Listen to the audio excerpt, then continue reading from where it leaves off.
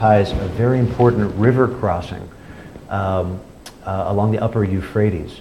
And it kind of emerges from the Taurus Mountains and opens up into a large river valley where the city would have been able to control trade and the movement of peoples.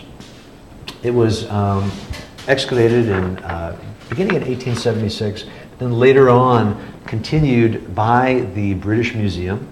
And of all people that were on the excavation team, we had Leonard Woolley, but also T.E. Lawrence got his start here before he rose to fame as a general in the British Army fighting the Ottomans in World War I. T.E. Lawrence was actually an archaeologist and got his start with Woolley at the site of Carchemish.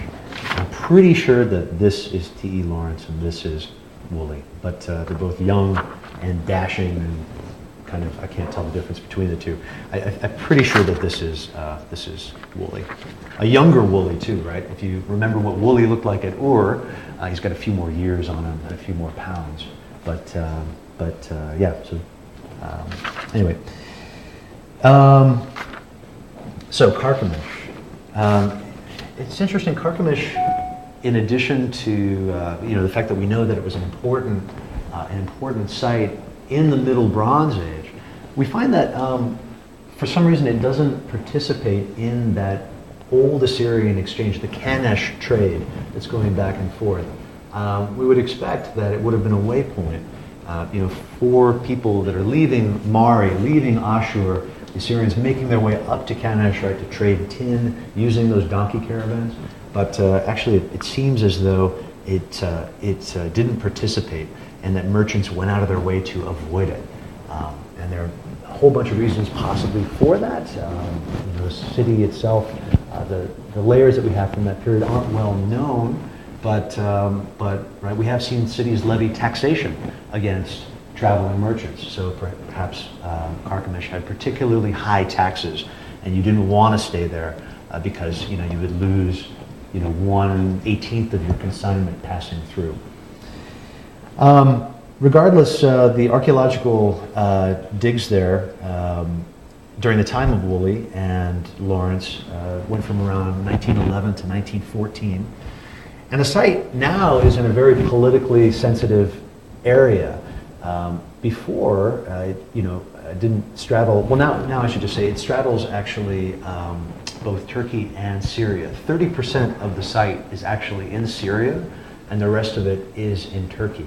And as a result of kind of the modern political, map being drawn, the site was heavily mined.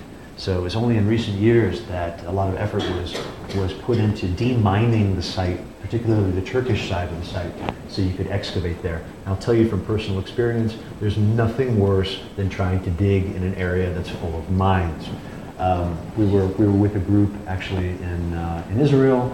And actually, it wasn't a mine so much as it was a mortar from the '67 war that showed up. Anyway, this was up.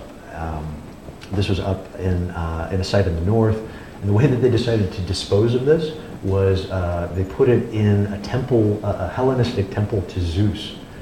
So it was moved, and then the IDF came to actually detonate this old explosive. It was a huge explosion. I didn't see it. I wasn't there at the site, but I'm told there was this huge explosion, and the temple just sort of shook a little bit and just took it like a boss. So really great.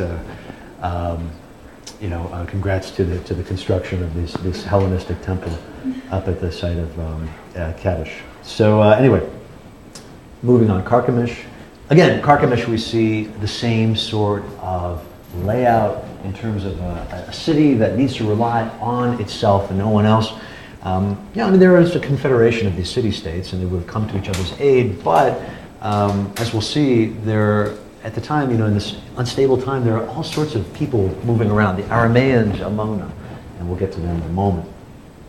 But the city of Carchemish, again, we see a series of defensive walls surrounding an outer city and an inner city, and then, of course, a citadel which was bordered not just by walls, right, but by the Euphrates itself. So using the Euphrates both as a resource and as a natural defensive perimeter.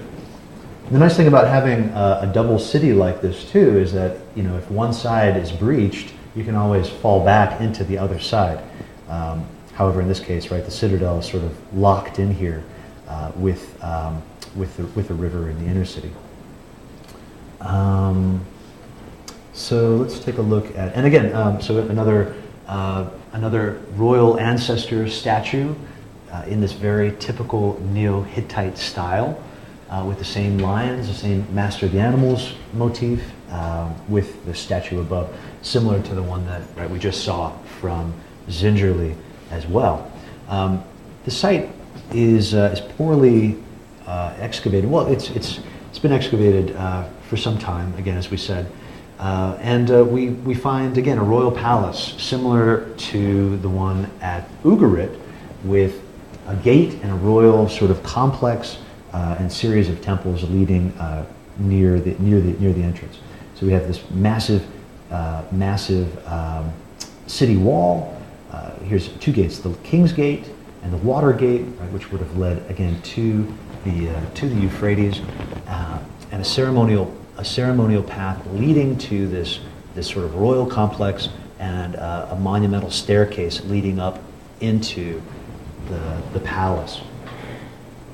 So palaces, and again, this would have been decorated with the same series of carved orthostats that we see at other Neo-Hittite sites like Carchemish, like Zingerle and Malatya. So palaces, in addition to palaces, temples. And one of the best temples that we have comes from the site of Ayan Dara, and dates to around the 10th to the 9th century. And as you can see here, this is located, Ayan Dara is here to the south of Zingerle, actually in the Amuk Plain in the Afan River Valley. And consists again of a medium-sized site with a large citadel that would have been about 30 meters up off of the plain. So a commanding view of the area. And so here's our lower city, and then our large sort of kidney-shaped citadel. And again, from the site, we find the same use of carved orthostats, the same use of carved lions to adorn city gates. Here's another one. So these gates would have been defended, and Ayan Dara would have looked very similar to the other sites we've seen. The temple, however, is one of the best preserved that we have. It's very interesting for a number of reasons. It takes a plan that's very familiar to what we've seen in Syria before, with this axial arrangement, running all the way. It's called an in antis plan with a broad room, a broad, long shrine, and an external courtyard that was equipped with facilities for libations, for fluids that might have been for purification, right, for the types of rituals that would have taken place in this temple. Someone would have started in this courtyard, moved through the portico into a large, broad antechamber, passed into the main hall, and then on this raised platform, there was a shrine and most probably the cult statue of the god in question. There were two phases. This building was built in two phases. The first is the temple proper, which you can see here in gray. And the second was the construction of a broad corridor that surrounded three sides of the temple, and probably would have served as a series of storage rooms. You know, as the temple is becoming more prominent, you find you have more things to keep there, more things to redistribute to the people in the city. So this large corridor was built around the outside. Again, as you can see, all in this black, volcanic black basalt stone. The corridor was punctuated with regular windows that would have let light into it, so you would have had some light to operate by. And the entrance is flanked again by what we have come to expect, a series of lions, in this case composite creatures. You can see one here at the entryway for the portico, this front-facing sphinx with the wing coming off the side. Something that, again, if you're an early Neo-Assyrian, you look at that, you say, boom, I want that. I'm going to build it on an even better and grander style because, you know, you're Assyrian. Okay, so you get the gist. The temple itself may have had two large towers that flanked both sides of it that would have looked down, you know, sort of controlled access to the inside. And actually there are two large column bases here and here, similar to you know, that kind of Bit Halani style that we've talked about before. In fact, if we jump back, I forgot to mention this, boom, right, there's your Halani, your Bit Halani, also at Carchemish, right, that columned entryway for this small room. We'll get to the Bit Halani, probably where the Bit Halani came from in just a little bit. But back to Ayan Dara. Ayan Dara, again, it's massive. This is a huge temple. Just to give you a sense of the size, if you look carefully, right here, that's a person standing there. So, so it's just absolutely huge. That corridor is about 4 to 5 meters in width, so it's absolutely monumental.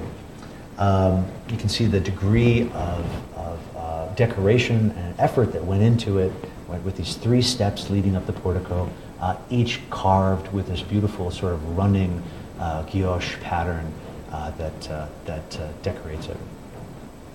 The palace, or I'm sorry, the temple itself was decorated with relief orthostats that would have lined the lower walls. Unfortunately, a lot of it's damaged. We do have some examples, however, and the images that we see are those of, again, divinities, mountain gods, right? These look like, very much like the mountain gods, these horned deities too, these bull men that we see at places like Yazlakaya during the height of the Hittite Empire. These continue on and are sort of adopted into this Neo-Hittite period. But again, they're depicted quite differently, right? They're a little bit more stout. The heads and proportions are very, very different. They're not as naturalistic as those that we see at Yazlakaya. They fall into that North Syrian style that typifies the period. We also have images, larger images of gods and goddesses. We have this open, you know, so this goddess who is sort of wearing a very revealing linen garment, and for that reason she's been associated with Ishtar, possibly Ishtar and you know, femininity and sexuality and fertility, all of those attributes, possibly you know, being who the temple is actually dedicated to. It's thought that this is a temple to Ishtar at Ayan Dara. Unfortunately, we don't have many inscriptions or cultic items from the temple itself, but very interestingly, if you look carefully, there are 2 massive basalt slabs that form the portico entrance, and then another limestone slab that separates the antechamber from the main hall. And carved into those limestone slabs are footprints. And these aren't, you know, footprints you can see from the scale of any mortal being. These are obviously footprints on a huge divine scale. 2 footprints